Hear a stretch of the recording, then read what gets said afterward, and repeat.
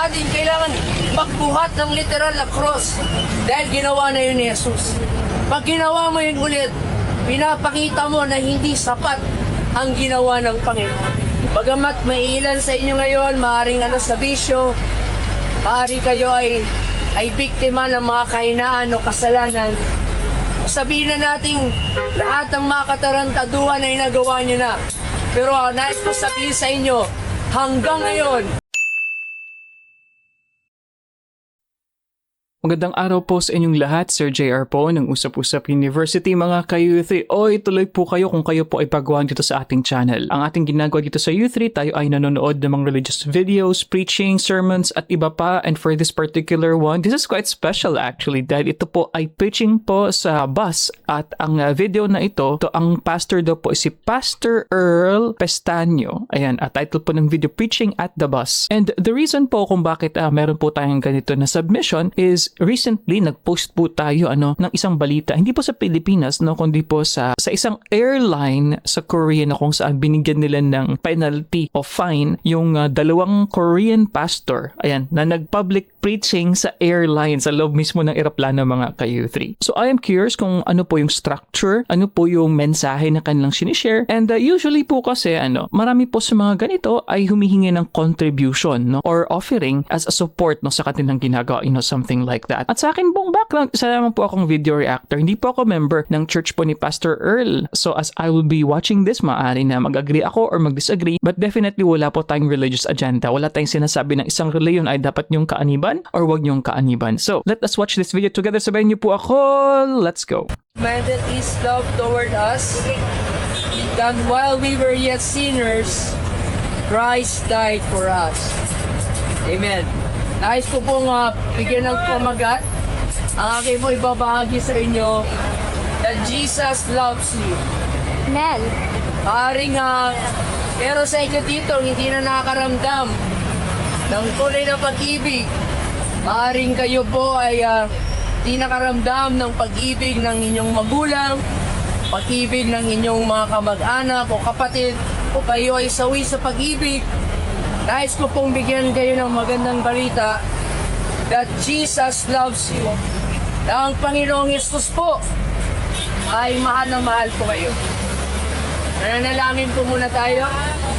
Lord God, Jesus, I pray, Panginoon, ang iyong kalooban, ang iyong salita, Panginoon, ang siyang gagawa, Lord God, mga oras din. Lahat ang nakakarinig ng iyong mga salita, Panginoon, maramdaman nila ang iyong pag-ibig. Maramdaman nila, Panginoon, ang conviction na nanggagaling sa iyo lamang. Tulungan mo akong may pangaral ng iyong salita na may tabang pa. In Jesus' name, Amen. 4,000 years ago po ang nakalipas, iba po ang pakikitungo ng Diyos sa tao. Alam po natin na sila Adan at si Eva, sila po ay nagkasala. At dahil po sa kasalanan, nag-alay ang Panginoon ng isang paraan na sa tuwing sila ay magkakasala, sila ay mag-aalay ng tupa. At yung tupa na yon ay dadalhin nila sa templo dahil ang kabayaran sa kasalanan ay ang dugo. At yung dugo ng tupa ang siya sumasagot sa mga kasalanan ng tao. Living sacrifice. Araw-araw po, dati, nung panahon ng lumang tipan, ang mga tao ay araw-araw nag-aalay ng tupa sa templo upang kabayaran sa kasalanan. Ang tupa, siya ang nagbubuhat ng mga kasalanan na yon. Ngunit dahil po naging talamak ang kasamaan ng tao, naging masama ang mga tao, hindi sumusunod sa kalooban ng Diyos, ginagawa ang kanilang gusto, at dumating din ang araw na wala ng taong gustong magsisi sa kanilang mga kasalanan. Wala ng taong nag-aalay ng tupa upang kabayaran sa kanilang kasalanan. Ingat po kayo, God bless. Ingat po. Wala ng tao na gustong mag-alay ng kanilang mga tupa. At dahil doon naganap ang Diyos sa mundong ito, sabi ng Diyos, sino na ngayon ang magbabayad sa kanilang kasalanan? Dahil ang bunga ng kasalanan ay kamatayan. Pag tayo ay patuloy na nagkakasala, tayo ay mapupunta sa kamatayan. Hindi lamang pisikal na kamatayan, kundi spiritual na kamatayan na mapupunta tayo sa dagat-dagatan. Ngunit dahil sa mahal tayo ni Jesus, ayaw niya na ang tao ay mamatay. Ayaw niya na maimpyerno ka. Ayaw niya na mapahamak ka. Yes. Ayaw niya na ikaw ay maging bihag sa gawa ng kaaway. Kaya dito sa mundong ito, tumingin ang Diyos. Ang sabi niya, sino bang tao na handang ialay ang kanyang dugo para sa mga tao? Sinong tao na may matuwid na tao na walang kasalanan, na ang kanyang dugo ang magiging kabayaran sa kasalanan ng lahat ng tao? Ngunit ang sabi sa Biblia, there is none that doeth good, no not one.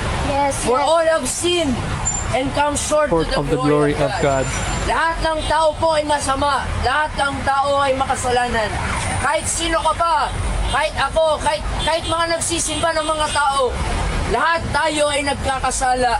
Lahat tayo ay may mga kahinaan. At lahat tayo ay marami nagawang bagay na hindi kalooban ng Panginoon. At kung nakita ng Panginoon na lahat tayo kasama ka na doon, kabilang na tayo lahat. Nakapila na tayo, lahat tayo ay kandidato papuntang impyerno.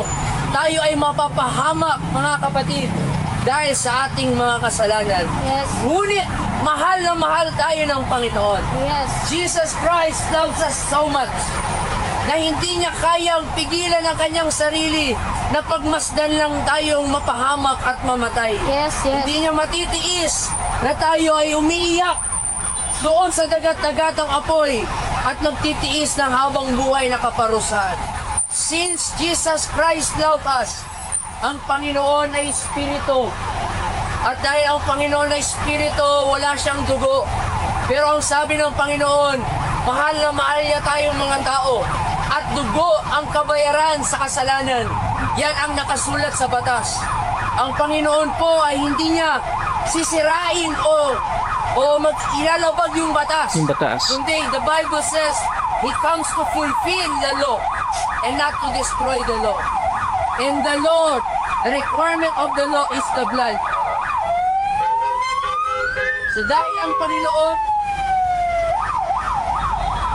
ang Panginoon ay wala pong dugo, kailangan niyang mag-manifest bilang isang tao para Kailangan niyang magkaroon flesh. ng dugo. Okay, before we continue, pasensya na po Pastor Earl, no, pause po muna natin. But anyway, so let's check yung structure so far ng public preaching na ito ni Pastor Earl. So at the first part, ang sinabi doon yung parang verse, no? Sad, hindi ko po alam kung ano po yung chapter at saka verse. And then maganda yung pagkakalay ng premise, yung idea na kinakailangan ng dugo noong unang panahon bilang kapalit ng ating mga kasalanan, no? Kinakailangan ng ransom. So noong unang panahon, merong actual na sacrifice na sinusunog. Actually, yung samyo nga niyan, di ba? Yun yung sweet aroma, no? Sweet smelling offering ang term niyan sa Bible kung di ako nagkakamali. Although may mga figures lang na I'm a bit confused, especially sinabi na 4,000 years ago. Ang sinasabi ba dito ni Pastor Earl, 4,000 years ago lang na umiral, nag-exist sina Adam and Eve, mga ka-youthry, so which is scientifically impossible po yan, ano? Pero I don't know where he got that. Maybe I misheard it. And one of the reasons daw nga po kung bakit kinakailangan na ng actual na sakripisyo dahil sa kasalanan ng mga tao is Jesus was looking over us, and dahil yung mga tao ay according dito kay Pastor Earl ay naging masama na, naging masama over time. Wala nang nagsasacrifice ng mga tupa, wala nang nagsusunog nito, something like that. Although in an organized society, to be honest with you mga ka-youthry, it's difficult to imagine na hindi nagkaroon ng isang sistema. Sabihin na natin, scheduling or shifting, di ba? Pwede naman magkaroon sila ng isang organized or community effort na magsunog every day if that's really what is needed. Pero ganun pa man, because of the lack of mga tao na nag-o-offer ng sacrifice according to kay Pastor Earl, sino pa ang magbabayad? No? Who will pay? Yan. So, ang direction dito for sure, at least na nakikita natin, is si Jesus Christ ang kumbaga nag-offer ng kanyang sarili na maging kapalit, no, in exchange sa kasalanan ng mga tao, something like that. Para magkaroon ng dugo. Yes. At ang sabi ng Panginoon, bagamat sa Espiritu, Hindi ko kayang matiis na naghihirap kayo. Hindi ko kayang matiis na kayo ay magkakasala. Hindi ko matitiis na kayo ay mapupunta sa dagat-dagatang apoy. Nilikha ko kayo para sa akin. Nilikha ko kayo upang makasama ko kayo habang buhay. Nilikha tayo ng Panginoon para magkaroon ng relasyon sa Kanya at hindi magkaroon ng relihiyon na gawa lamang ng tao. Kaya ang sabi ng Panginoon, iaalay ko ang aking sariling buhay para sa isang katauhan. Pipiliin niyang maging tao. Alang-alang lang na magkaroon siya ng dugo. Ang yun sa nakadilaw, ma. Para sa pera. Kaya sa lahat ng tao na tumungtong dito sa mundong ito, si Jesus lamang ang tao na hindi nagkasala. At dahil hindi siya nagkasala, ang kanyang dugo ay precious. Precious blood. At alam natin ang storya, namatay ang Panginoon sa cross ng Kalbaryo. Yes. At nung namatay ang Panginoon sa cross ng Kalbaryo, ang kanyang dugo ang naging kabayaran sa ating mga kasalanan. Nais ko pong sabihin sa inyo ang magandang balita. Bagamat noon, tayo ay mapupunta sa impyerno at sa kapahamakan. Doon, hawak-hawak ng demonyo ang ating mga leeg. Ngunit dahil po sa dugo ng Panginoon, tayo po ay napalaya, tayo po ay nalinis, tayo po ay napatawad sa ating kasalanan. Isang tao ang dahilan kung bakit pumasok ang kasalanan dito sa mundo kahit wala tayong ginagawa, at yun si Adan. Pero isang tao din ang dahilan kung bakit pumasok ang kaligtasan Yes. kahit wala tayong ginagawa. Yes, At yes. yun po lahat ay dahil sa dugo po ng ating Panginoon. Amen, amen. Nire-respeto ko po kung anong relihiyon po kayo meron, ano pong pananampalatayan nyo, ano pong simbahan ang dinadaluhan nyo. Ngunit hindi po ako matatakot sabihin sa inyo na ang relihiyon nyo ay hindi kayo kayang iligtas. Hindi relihiyon nyo ang nag-alay ng kanilang dugo para mamatay sila para sa inyo. Hindi sila ang napako doon sa Kalbaryo para kayo ay maligtas. Si Jesus Christ lamang ang nakagawa nun. Yes. Kahit anong relihiyon pa yan, hindi yan sapat na makapagligtas sa atin at tayo ay maging garantisadong makapasok sa kaharian ng Panginoon. Kaya nais kong sabihin sa inyo, mahal kayo ng Panginoon. Oo, alam ko, nararamdaman nyo minsan na parang walang nagmamahal sa inyo. Pag marami kayong pera, marami kayong kaibigan, pero sa panahon ng pagsubok, sa panahon ng problema, wala kayong malapitan. Ngunit hindi pa rin na mapagod sabihin ang Panginoong Yesus, kahit dito sa lahat ng tao na nasa bus na ito, Jesus Christ loves you. Amen. Alam ko na nalulungkot kayo sa problema at pagsubok, but Jesus Christ loves you. So ano ang naging resulta nun? Dahil si Kristo sa kanyang dugo, tayo ay napatawad. Dahil si Kristo, dahil kay Kristo, nung siya'y nasa Kalbaryo, tayo, hindi na natin kailangan mamatay sa krus ng Kalbaryo. Yes. Dahil ginawa kayo ni Jesus. Siya yung nag-replace, no? Hindi na natin kailangan na ang ating mga kamay ay mapako dahil ginawa na yun ni Jesus. Yes. Hindi na natin kailangan magbuhat ng literal na cross dahil ginawa na yun ni Jesus. Pag ginawa mo yun ulit, pinapakita mo na hindi sapat ang ginawa ng Panginoon. Amen. Kaya napakagandang marinig na hindi mo na kailangan mamatay doon sa cross ng Kalbaryo. Napakaganda. In other words, ang kaligtasan po natin ay libre. It is already free. Jesus Christ paid for it. Binayaran na yun ng Panginoon. Siya ang nagbayad ng ating mga kasalanan. Ngunit, siguro iniisip nyo, binayaran na pala ng Panginoon. Okay na pala, libre na pala, wala na pala akong gagawin. Hindi na ako kailangan magsimba. Yun pa rin po ay maling pag-iisip. Dahil ako po, nag-aaral ako sa college. Ako po ay nag-aaral sa St. Mary's College. Pagamat ako ay nag-aaral sa college, binayaran po ng aking mother yung aking tuition fee for the whole year. Yes. Siya ang nagbayad ng aking tuition fee. Libre na lang po yung aking tuition fee. Wala na akong babayaran. Pero kahit libre po yung aking tuition fee, Kailangan mo pa rin trabaho ko mag-aral. pa rin ang mag-aral. Yes. Gawin ang aking assignment. Huwag mag-absent. Nice analogy. Magpakatino. Dahil bagamat libre yung aking tuition fee, pero kung hindi ako nag-aaral ng mabuti, hindi ako makakaranas ng graduation. Yes. Ganon din po ang salvation na ginawa ng Panginoon. Bagamat libre ito, kailangan natin mag-response sa kanyang ginawa.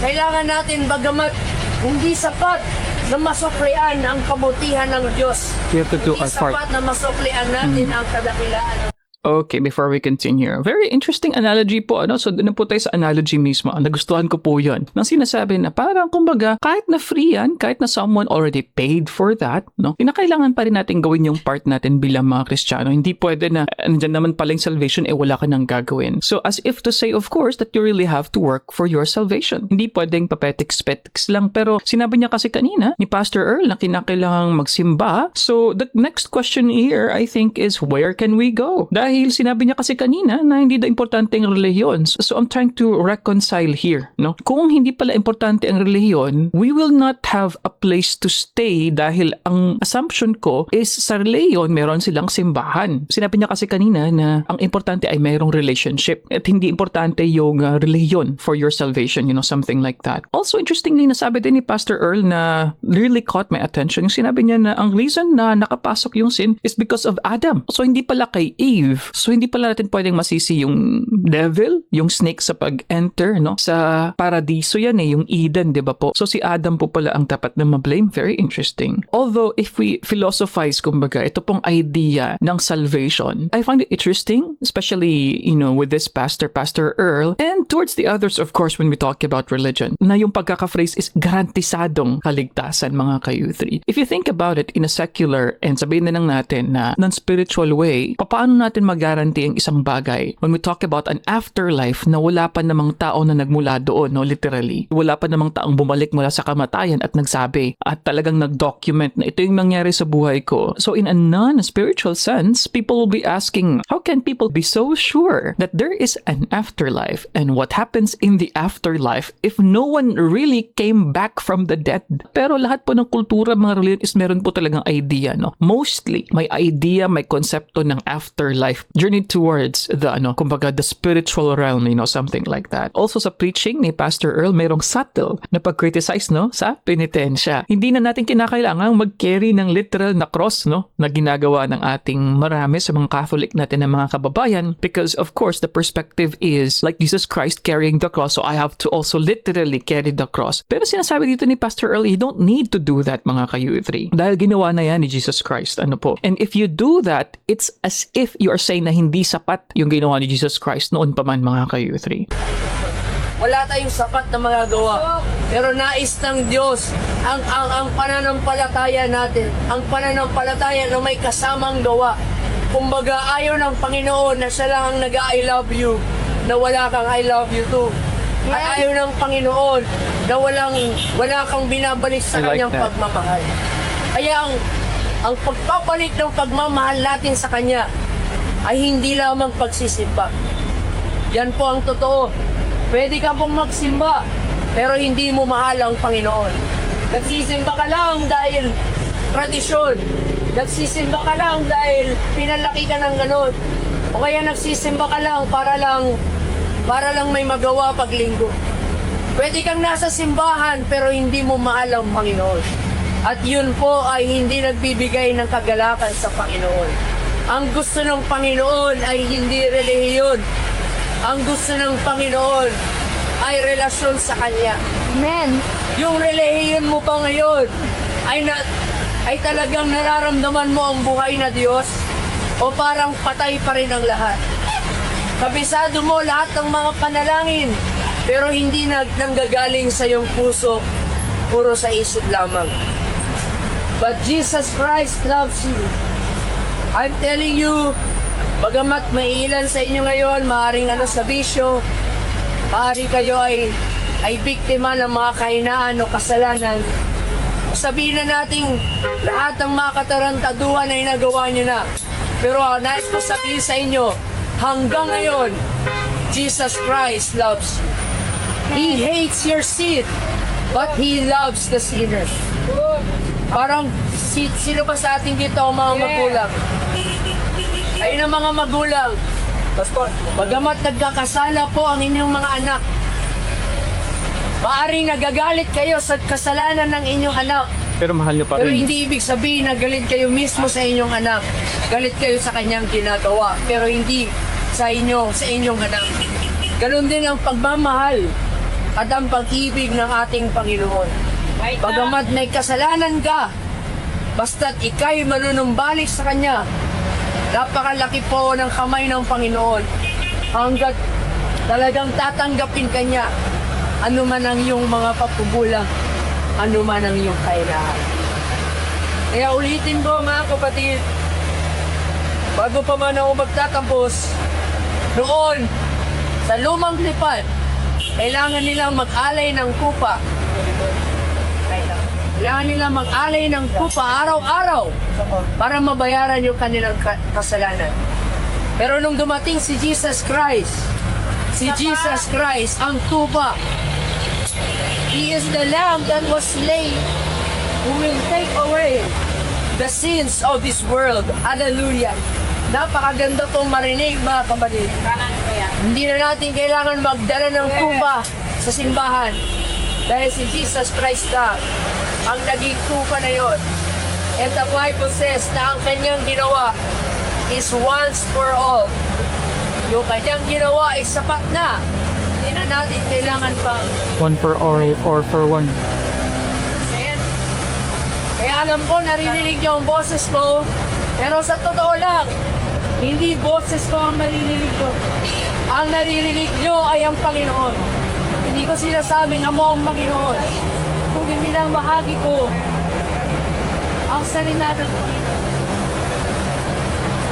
Jesus loves you. Jesus loves me. Jesus loves you. Repent. Magsisa tayo sa ating mga kasalanan. Repent and be baptized, every one of you. In the name of Jesus Christ, for the remission of your sins, and ye have received the year of the Holy Spirit. Neither is there any salvation under heaven, whereby we must be saved. But in the name of Jesus, every knee will bow, every tongue will confess that Jesus Christ Is Lord. Ulitin ko, Jesus loves you. Lord, maraming salamat sa pagkakataon, Panginoon, na ibahagi ang iyong mga salita.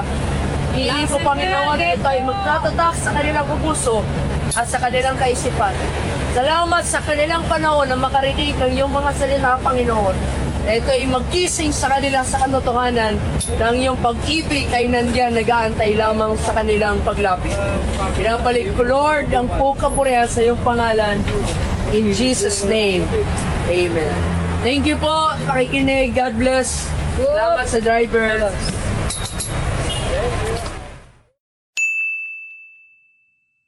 Okay, mga ka-youthy, so dyan po nagtatapos. Oy, Mexi lang po pala yun, no? So ito ay public preaching at the bus, and actually sa title po pala nito. So I was wondering if this is part of a kind of challenge or a kind of final test, no, sa mga pastor. Kasi ang sinabi po dito sa title is Esmael Champion. So my guess is it has to be a kind of challenge in Bible school siguro, ano? Na kumbaga sinong mas may appealing na public preaching, especially dito po sa bus. And to be honest, mga ka-youthy, ito pong gawain na ito ay hindi po madali. So you will be speaking in a loud na road, you will be using your voice, but of course the perspective of Pastor Earl, I assume, is that what we're doing is something worthwhile, no? At saka nakita natin wala naman pong hinihingi na pera, which is I think better, to be honest with you mga ka-youthy. Kasi kapag naghihingi ka ng pera pagkatapos ng preaching mo, yes, it helps sa kanilang pamasahe, sa kanilang effort, pero sa totoo lang maaari po kasing ma-misinterpret po yan, no? Just to hear the word of God kumbaga. But going back to what the pastor is saying here, dun sa last last part lang po, no? So sinasabi niya nga po na ang pagsisimba daw po is not enough. It's not about the religion. Religion will not save you, but your relationship. So actually meron tayong dalawang steps na kinakailangan daw natin gawin, no? So number 1 is repent. The idea that you have to really ask for forgiveness sa mga sins mo. And then, of course, you have to believe. Which really reminds me mga ka-U3 of the ABCs of salvation. Ayan, so flash na natin dito sa screen natin. And I believe that this is very, very common for born-again groups mga ka-U3. And kung kanina merong subtle na hint ng criticism sa mga nagpipinitensya and sinasaktan yung mga sarili na magdadala ng cross. So parang kaunting pahapyaw na kritisismo o pagpupuna doon sa prayer, no, na kinakailangan, it should be from your heart, no, hindi dapat nanggaling sa isip mo lamang or na-memorize mo lamang. And sa preaching na ito, to be honest, masyado pong naging condensed, no, na-appreciate ko po yun. Kumbaga, packed talagang sinasabi dito ni Pastor Earl. Maganda rin yung soundbite kanina na God loves the sinner but not the sin. No, katulad din ng analogy na ginamit ni isang magulang na tayo pinapagalitan natin yung ating mga anak, dinidisiplina natin, hindi dahil hindi natin sila mahal, kundi hindi natin mahal yung kanilang mga ginawa na kasalanan, mga ka-U3. So anyway, what do you guys think about this preaching? So sana po may makapag-provide ng information ano po yung church ni Pastor Earl, no? Dahil wala po tayong background dito. And we're just grateful of course sa mga submissions po ninyo. And we'll try our best to continue this series on the idea of public preaching dahil nga medyo mainit din siya news, no? And so far sa mga submissions, meron din po akong nakita na binigay sa atin ng ating staff na ano naman sa tren, no? Sa LRT, you know, or something like that. But anyway, please comment below what do you guys think? Ano po masasabi nyo? Tama lang po ba itong mga public preaching na ito? Or sa palagay nyo, hindi siya right na time, right na place, or syadong naapektuhan yung ating sleep or ang ating, kumbaga, safe space, mga ka-youth? Please comment below dyan sa baba. You can also watch that video over there. Playlist over here. Subscribe for more, and I'll see you guys next time. Peace. Bye-bye. See you later.